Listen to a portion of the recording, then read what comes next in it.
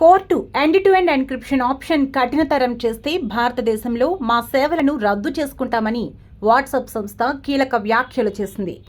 మెసేజ్లకు encryption విధానాన్ని తొలగిస్తే WhatsApp కనుమరుగవుతుందని, ఎన్క్రిప్షన్ను break చేయాల్సిందేనంటే తాము ఇండియా నుంచి వెళ్లిపోతామని ఆ సంస్థ ఢిల్లీ హైకోర్టుకు తెలిపింది. ఎండ్-టు-ఎండ్ ఎన్క్రిప్షన్ విధానం వల్ల పూర్తి గోప్యత ఉంటుందని, అందుకే ప్రజలు తమ యాప్ను విస్తృతంగా వాడుతున్నారని చెప్పింది.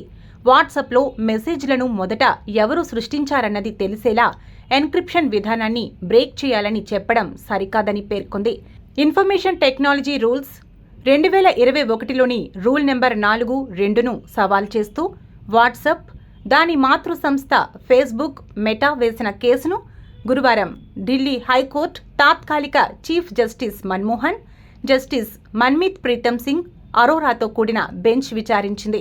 వాట్సాప్లో మొట్టమొదటి ఒరిజినేటర్, మొదట మెసేజ్ చేసిన వారు గుర్తింపును వెల్లడించాలని ఈ నిబంధన చెప్తోందని, ఇలా చేస్తే యూజర్ల ప్రైవసీకి భంగం కలిగే ప్రమాదం ఉందని వాట్సాప్ ఆందోళన వ్యక్తం చేసింది.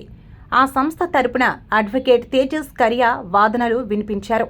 ప్రైవసీ ఫీచర్ వల్లే ప్రజలు మా ప్లాట్ఫామ్ను వాడుతున్నారు.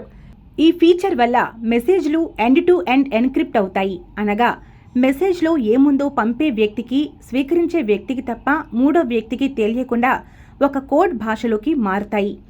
ఇప్పుడు ఆ ఎన్క్రిప్షన్ విధానాన్ని తొలగిస్తే యూజర్ల ప్రైవసీ దెబ్బతింటుంది.